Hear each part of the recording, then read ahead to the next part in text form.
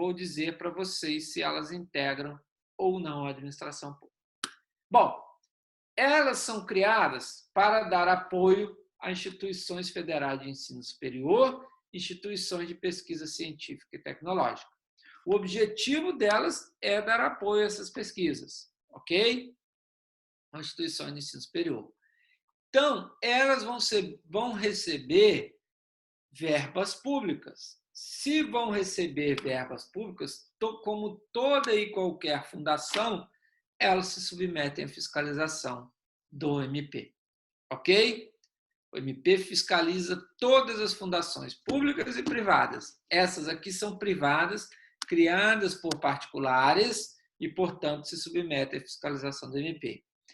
Contratam pelo regime seletista, não é estatutário, tem PJ de direito privado, contrata pelo regime seletista.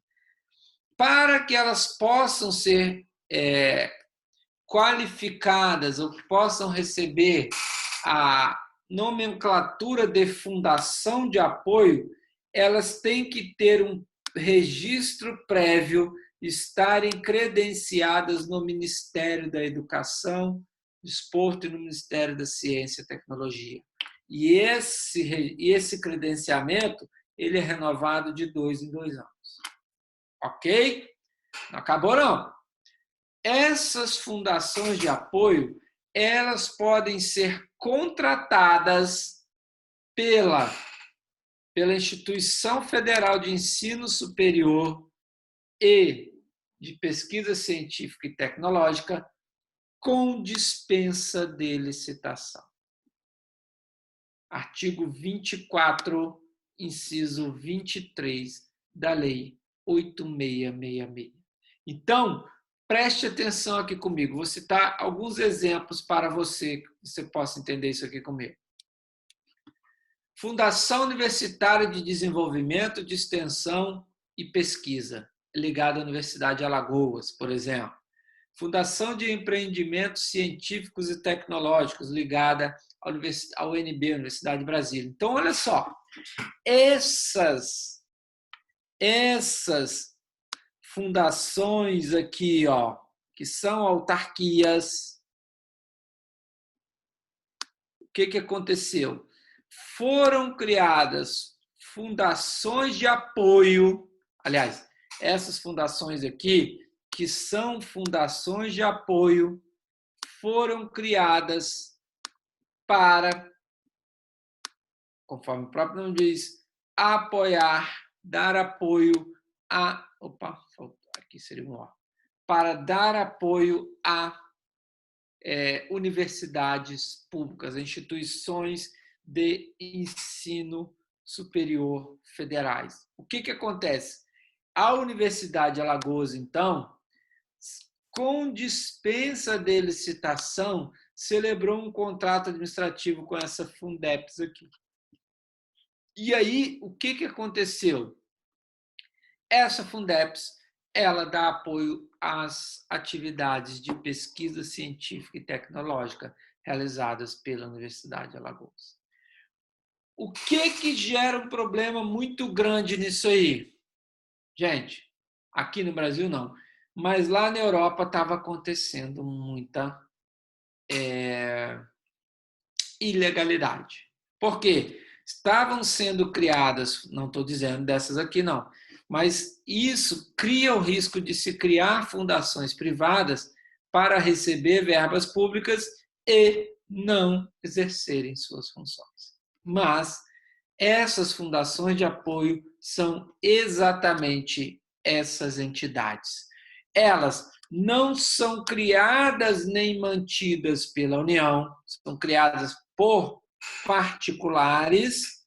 Olha, são criadas por particulares, não se sujeitam ao regime jurídico administrativo, recebem recursos públicos, que têm que prestar contas em razão disso, mas não integram a administração pública indireta. Opa, não integram a administração pública indireta. E aí, a minha bateria está acabando, deixa eu dar um gás aqui nela. E aí, crianças, prestem atenção aqui comigo. Tem que fazer aquele credenciamento junto ao Ministério da Educação, que tem que ser renovado de 2 em 2 anos. E aí, uma vez criadas e credenciadas pelo Ministério da Educação, elas podem celebrar convênios ou contratos administrativos com a Instituição Federal de Ensino Superior de Pesquisa Científica ou Tecnológica. Ok? Mas o que você precisa saber? Que as fundações de apoio não integram a administração pública. Nem direta, conforme nós sabemos, porque a União, Estado, Federal e Municípios, muito menos a indireta. Fechou? Estão comigo? Fechamento?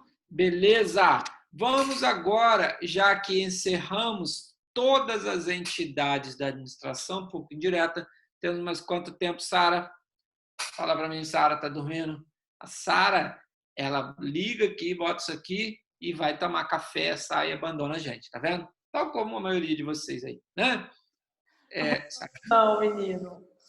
Quanto tempo mais nós temos? Bastante? 40 minutos? Não apareceu ainda, acho que uns 15 minutos ainda tem. Até mais. Beleza. Vamos falar então de... Falou até com a boca cheia, viu, Sara?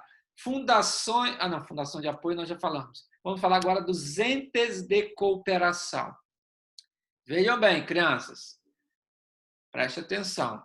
Entes de cooperação não integram a administração pública indireta, ok?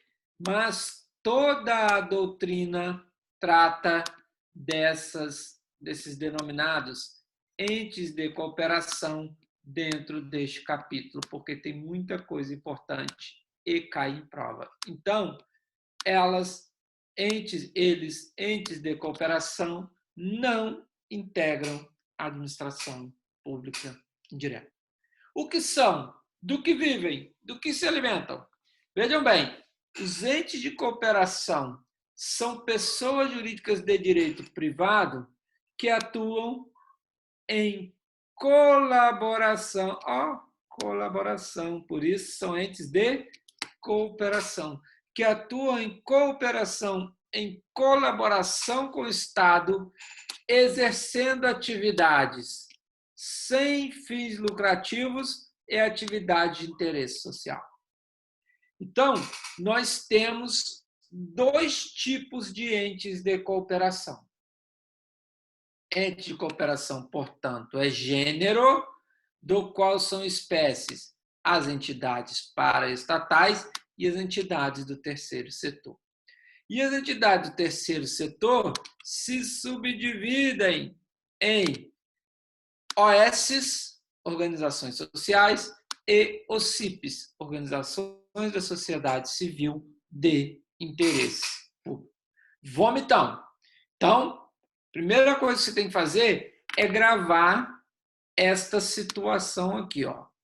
Entes de cooperação são gênero, do qual são espécies as entidades paraestatais e as entidades do terceiro setor. As entidades do terceiro setor se subdividem em organizações sociais e organizações da sociedade civil de interesse público. Faz esse mapinha mental na sua cabeça aí. Bom, sabedores, então, de que as entidades paraestatais e as entidades do terceiro setor são entes de cooperação que não integram a administração pública indireta, vamos conhecer cada um deles, já que vocês insistem. Vamos lá. Entidades paraestatais. O termo paraestatais vem do grego, que, aliás, eu entendo profundamente, porque o termo para significa, lá no grego, que estão ao lado. Então, entidades paraestatais são aquelas que estão ao lado do Estado. Veja, se estão ao lado, não estão dentro.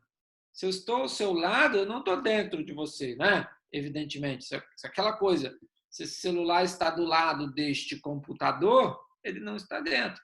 Então, o que a entidade paraestatal faz? Ela atua ao lado do Estado, exercendo atividades de cooperação.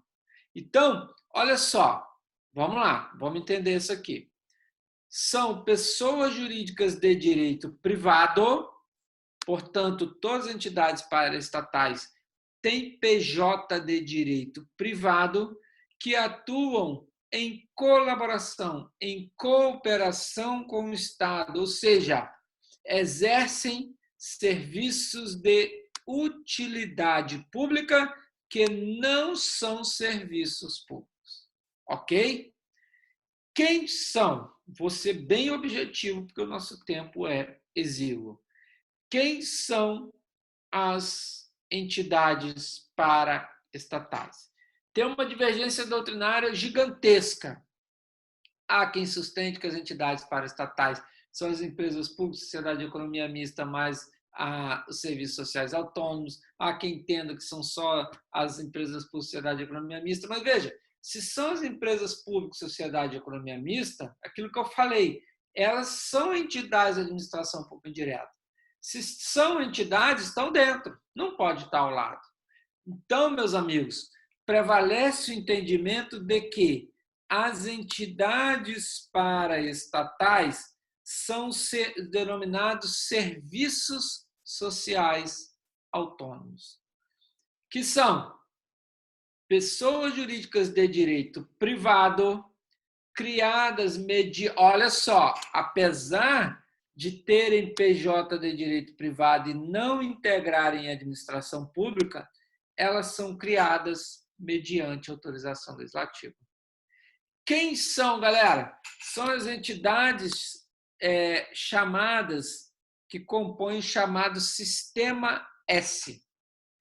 Aquelas entidades que começam com a letra S. Senai, Senac, SESI, SESC, ou seja, são entidades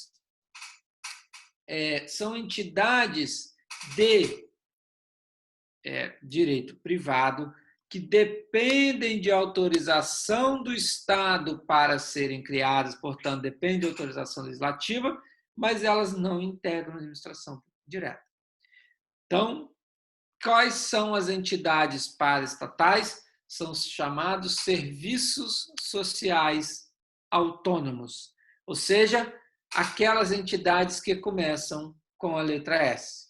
Vocês conhecem aqui, alguns aqui, você vai lá no SESI pegar, na academia, né? Pegar uma piscininha, enfim, aquelas coisas todas. Esses são serviços, olha só, o SESI ele presta serviço de utilidade pública, que não é um serviço público, mas ele atua ao lado do Estado, em colaboração com o Estado, exercendo atividades de utilidade pública.